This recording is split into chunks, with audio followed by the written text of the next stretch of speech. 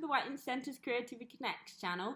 Today we've got the next instalment of Maddy's fabulous reading of Alice in Wonderland. So that's coming up just now. I'd like to just take this moment during Volunteer Week to say a huge thank you to all of our volunteers who help us throughout the year, as well as during this particular difficult COVID-19 times. So we can't wait to see you all again, and thank you so much for everything you do for the centre. So here we go with the book instalment. I hope you enjoy. Alice's Adventures in Wonderland, Chapter 5, Advice from a Caterpillar. The caterpillar and Alice looked at each other for some time in silence. At last the caterpillar took the hookah out of its mouth and addressed her in a languid, sleepy voice. "Who are you?" said the caterpillar. This was not an encouraging opening for a conversation. Alice replied rather shyly, "I hardly know myself, sir, just at present. At least, I know who I was when I got up this morning, but I think I must have been changed several times since then." "What do you mean by that?" said the caterpillar sternly. "Explain yourself." "I can't explain myself, I'm afraid, sir," said Alice, "because I'm not myself, you see." "I don't see," said the caterpillar. "I'm afraid I can't put it more clearly," Alice replied very politely, "for I can't understand it myself to begin with, and being so many different sizes in a day is very confusing." "It isn't," said the caterpillar. "Well, perhaps you haven't found it so yet," said Alice, "but when you have to turn into a chrysalis, you will some day, you know, and then after that into a butterfly, I should think you'll feel it a little queer, won't you?" "Not a bit," said the caterpillar. "Well, perhaps your feelings may be different," said Alice. "All I know is, it would feel very queer to me." "You," said the caterpillar contemptuously. "Who are you?" Which brought them back again to the beginning of the conversation. Alice felt a little irritated at the caterpillar's making such very short remarks, and she drew herself up and said very gravely, "I think you ought to tell me who you are first." "Why?" said the caterpillar. Here was another puzzling question, and as Alice could not think of any good reason, and as the caterpillar seemed to be in a very unpleasant state of mind, she turned away. "Come back," the caterpillar called after her. "I've something important to say." This sounded promising, certainly. Alice turned and came back again. "Keep your temper," said the caterpillar. "Is that all?" said Alice, swallowing down her anger as well as she could. "No," said the caterpillar. Alice thought she might as well wait, as she had nothing else to do, and perhaps after all it might tell her something worth hearing. For some minutes it puffed away without speaking, but at last it unfolded its arms, took the hookah out of its mouth again, and said, "So you think you're changed, do you?" "I'm afraid I am, sir," said Alice. "I can't remember the things I used to, and I don't keep the same size for 10 minutes together." "Can't remember what things?" said the caterpillar. "Well, I've tried to say, 'How doth the little busy bee?' but it all came out different," Alice replied in a very melancholy voice. "Repeat, 'You are old Father William,'" said the caterpillar. Alice folded her hands and she began. "You are old Father William," the young man said, "and your hair has become very white, and yet you incessantly stand on your head. Do you think at your age it is right?" "In my youth," Father William replied to his son, "I feared it might injure the brain, but now that I'm perfectly sure I have none, why I do it again and again." "You are old," said the youth, "as I mentioned before, and have grown most uncommonly fat. Yet you turned a back somersault in at the door. Pray, what is the reason of that?" "In my youth," said the sage, as he shook his grey locks, "I kept all my limbs very supple by the use of this ointment, 1 shilling a box. Allow me to sell you a couple." "You are old," said the youth, "and your jaws are too weak for anything tougher than suet. Yet you finished a goose with the bones and the beak. Pray, how did you manage to do it?" In my youth, said his father, I took to the law and argued each case with my wife, and the muscular strength which it gave to my jaw has lasted the rest of my life. You are old, said the youth. One would hardly suppose that your eyes were as steady as ever, yet you balanced an eel on the end of your nose. What made you so awfully clever? I have answered 3 questions, and that is enough, said his father. Don't give yourself airs. Do you think I can listen all day to such stuff? Be off, or I'll kick you downstairs. That is not said right, said the caterpillar. Not quite right, I'm afraid, said Alice timidly. Some of the words have got altered. It is wrong from beginning to end, said the caterpillar decidedly, and there was a silence for some minutes. The caterpillar was the first to speak. What size do you want to be? It asked. Oh, I'm not particular as to size, Alice hastily replied. Only one doesn't like changing so often, you know. I don't know, said the caterpillar. Alice said nothing. She'd never been so much contradicted in all her life before, and she felt that she was losing her temper. Are you content now? Said the caterpillar.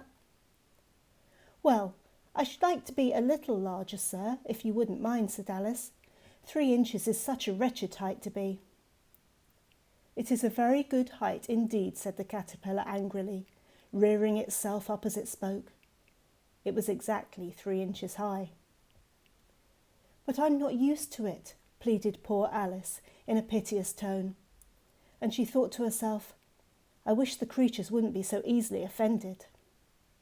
You'll get used to it in time, said the caterpillar, and it put the hookah into its mouth and began smoking again. This time Alice waited patiently until it chose to speak again. In a minute or 2, the caterpillar took the hookah out of its mouth and yawned once or twice and shook itself. Then it got down off the mushroom and crawled away into the grass, merely remarking as it went, One side will make you grow taller, and the other side will make you grow shorter. One side of what? The other side of what? Thought Alice to herself. Of the mushroom, said the caterpillar, just as if she'd asked it out loud, and in another moment it was out of sight. Alice remained looking thoughtfully at the mushroom for a minute, trying to make out which were the 2 sides of it, and as it was perfectly round, she found this a very difficult question. However, at last, she stretched her arms round it as far as they would go, and broke off a bit of the edge with each hand. And now which is which, she said to herself, and nibbled a little of the right-hand bit to try the effect. The next moment she felt a violent blow underneath her chin. It had struck her foot. She was a good deal frightened by this very sudden change, but she felt that there was no time to be lost, as she was shrinking rapidly, so she set to work at once to eat some of the other bit. Her chin was pressed so closely against her foot that there was hardly room to open her mouth, but she did at last, and managed to swallow a morsel of the left-hand bit. Come, my head's free at last, said Alice in a tone of delight, which changed into alarm in another moment when she found that her shoulders were nowhere to be found. All she could see when she looked down was an immense length of neck, which seemed to rise like a stalk out of a sea of green leaves that lay far below her. What can all that green stuff be? Said Alice. And where have my shoulders got to? Oh, my poor hands, how is it that I can't see you? She was moving them about as she spoke, but no result seemed to follow, except a little shaking among the distant green leaves. As there seemed to be no chance of getting her hands up to her head, she tried to get her head down to them, and was delighted to find that her neck would bend about easily in any direction like a serpent. She'd just succeeded in curving it down into a graceful zigzag, and was going to dive in among the leaves, which she found to be nothing but the tops of the trees under which she'd been wandering, when a sharp hiss made her draw back in a hurry. A large pigeon had flown into her face and was beating her violently with its wings. "Serpent!" screamed the pigeon. "I'm not a serpent," said Alice indignantly. "Let me alone." "Serpent, I say again," repeated the pigeon, but in a more subdued tone, and added with a kind of sob, "I've tried every way and nothing seems to suit them." "I haven't the least idea what you're talking about," said Alice. "I've tried the roots of trees, I've tried banks and I've tried hedges," the pigeon went on, without attending to her. "But those serpents, there's no pleasing them." Alice was more and more puzzled, but she thought that there was no use in saying anything more till the pigeon had finished. "As if it wasn't trouble enough hatching the eggs," said the pigeon, "but I must be on the lookout for serpents night and day. Why, I haven't had a wink of sleep these 3 weeks." "I'm very sorry you've been annoyed," said Alice, who was beginning to see its meaning. "And just as I'd taken the highest tree in the wood," continued the pigeon, raising its voice to a shriek, "and just as I was thinking I should be free of them at last, they must needs come wriggling down from the sky. A serpent!" "But I'm not a serpent, I tell you," said Alice. I'm a... "Well, what are you?" said the pigeon. "I can see you're trying to invent something." "I'm a little girl," said Alice, rather doubtfully, as she remembered the number of changes she'd gone through during the day. "A likely story indeed," said the pigeon, in a tone of deepest contempt. "I've seen a good many little girls in my time, but never one with such a neck as that. No, you're a serpent. There's no use denying it. I suppose you'll be telling me next that you've never tasted an egg." "I have tasted eggs, certainly," said Alice, who was a very truthful child. "But little girls eat eggs quite as much as serpents, you know."